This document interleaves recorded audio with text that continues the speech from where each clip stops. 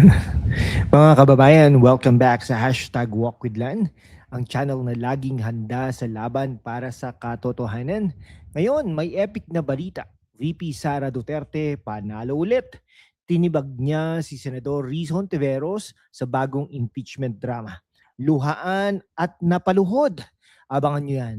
Kung ikaw ay youth o OFW na concerned sa Philippine politics, this is for you. Fact-based, witty at critical. Let's dive in, ha? Hit that like button na.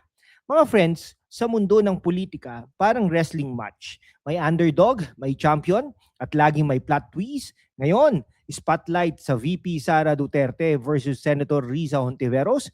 Bakit? Dahil sa fresh na impeachment complaint mula sa Akbayan Party List na link kay Hontiveros. Ayon sa reports mula Inquirer at Philstar noong February 2026, tinawag ni Sara itong just a piece of paper na walang evidence, politically motivated daw para sa 2028 presidential ambition ni Riza Hontiveros. Pero parang sinasabi ni Sara, Riza, kung gusto mo maging presidente, mag-campaign ka ng maayos, hindi sa impeachment circus. Pero seriously, ito ay fact-based. Last year, survived na ni Sara ang similar attempts at ngayon mas malakas pa siya. Para sa mga kabataan, ito ay lesson sa political resilience. Para sa mga OFWs, ito ay reminder na ang drama sa Pilipinas affects our economy at remittances. Okay, susuriin natin ang background, ang details ng complaint, paano tinibag ni Sara at bakit si Riza ang talunan dito. Stay tuned, may cliffhanger sa bawat segment. Comment down below, sino ang side mo, Sara o Riza? Okay, let's get informative. Unang-una, ano ba tong impeachment? Sa Constitution, it's a process to remove officials for betrayal of public trust, corruption. Noong 2025, may attempts na ma-impeach si Sara over confidential funds at alleged misuse. Pero survive siya, thanks to Supreme Court rulings. Ngayon, February 2026, Akbayan na party list linked kay Senador Riza Hontiveros nag-file ng new complaints. Ayon sa Reuters at Yahoo Reports, accusations include corruptions, bribery for contracts, at even threats kay President Marcos. Walang solid evidence. Sabi ni Sara's lawyer Michael Poa, we are prepared to confront this squarely. Bakit pa ulit-ulit? Dahil sa rift between Dutertes and Marcoses, si Sara, daughter ni former President Rodrigo Roa Duterte, ay seen as threat sa 2028 elections. Si Riza bilang akbayan leader ay openly eyeing presidency. Parang si Riza, instead of building platforms, ay nagbibuild ng impeachment cases. Strategy ba yan o desperation? Para sa mga kabataan, ito ay example ng how politics uses legal tools for harassment. OFWs, tandaan, stable leadership meant better overseas policies. Sa Philstar, sinabi ni Sara na akbayan lacks credibility dahil sa political motives. Ano sa tingin niyo? Harassment ba talaga ito? Susuriin natin ang core ng complaint. Fact-based, ayon sa civil society group sa Reuters, accusations, misuse of public funds, betrayal of trust at threats like bloodbath remarks ni Sara last year. Pero critical tayo dito. Many are recycled from 2025 na dismiss na. Walang new evidence, sabi ng reports. Sa 2024 Senate hearing, GMA News, nag-clash sila over OVP budget.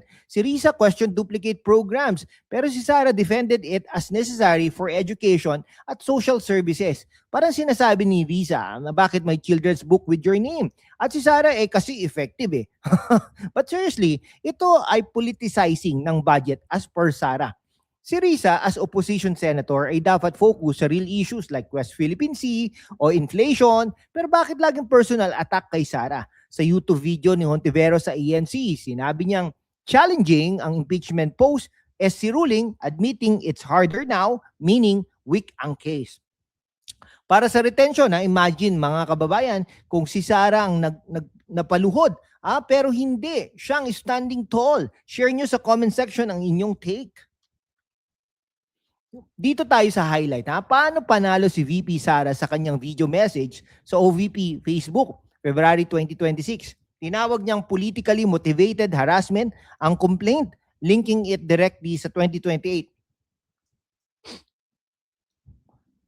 Ambition ni Riza, Their leader has repeatedly stated her intention to run for president, a clear indication of political motive. Boom! No? Parang chess move. Si Sara exposed ang endgame ni Risa, ha? Bakit credible ba ang akbayan? Sabi ni Sara, lacks credibility. Fact from Inquirer, Sara dismissed it as just a piece of paper without evidence. Ito ay masterclass sa political clapback. Hindi violent pero sharp. OFWs tandaan ha, si Sara's resilience protects Duterte legacy na may strong anti-crime stance na benefits overseas Pinoys. Next, bakit si Risa ang luhaan dito? Time to be critical, fair pero fact-based. Si Risa magaling sa human rights advocacy pero dito overreach. Sa FOCAP Forum, ANC YouTube February 2026, admitted niyang more challenging ang impeachment, meaning alam niyang weak. Parang trying to slay a dragon with a toothpick, ambitious pero napaluhod siya sa reality.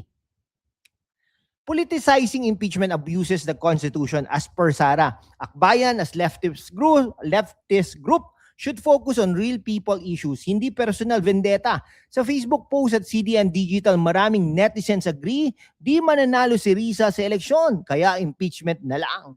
Para sa mga kabataan, ito ay warning sa blind opposition. Dapat balance. Affects national stability ito, mga OFWs. Nga-impacts jobs abroad. Sino sa tingin ninyo ang real kontrabida? Comment down below. Looking ahead, ito ay preview ng 2028. Si Sara, potential candidate at potential na mananalo, strengthened by this win. Si Risa, weekend, seen as opportunist. Threat of Duterte comeback is real. Opposition needs better strategy, hindi harassment. O parang sinasabi ni Sara, see you in 2028 without the drama, informative for youth. Vote wisely based on facts. Strong leadership means better foreign policies. Mga kababayan, sa mundo kung saan ang kasinungalingan ay nangingibabaw, ang katotohanan ng unang sinisikil. Pero kasama kayo ha, magpapatuloy tayo sa laban. Walang takot, walang kinikilingan, at laging handa para sa bayan. Sumali na sa aking YouTube channel membership, #WalkWithLan, at tulungan natin ang channel na maabot ang 100,000 subscribers. Ang inyong suporta ang susi sa kalayaan natin para ipagpatuloy ang pagbabalita ng katotohanan. Salamat at kita-kits sa laban. Ngayon, let's engage.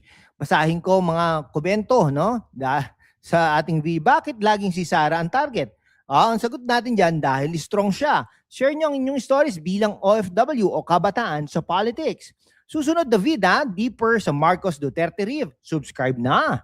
Okay. Ayan to wrap it up, VP Sara panalo. Tinibag niya si Risa Hontiveros sa logic at facts. Mga kababayan, stay informed, stay critical, like, share, subscribe para sa more content. #WalkWithLan forever. Salamat at God bless the Philippines. Mabuhay ang Pilipinas.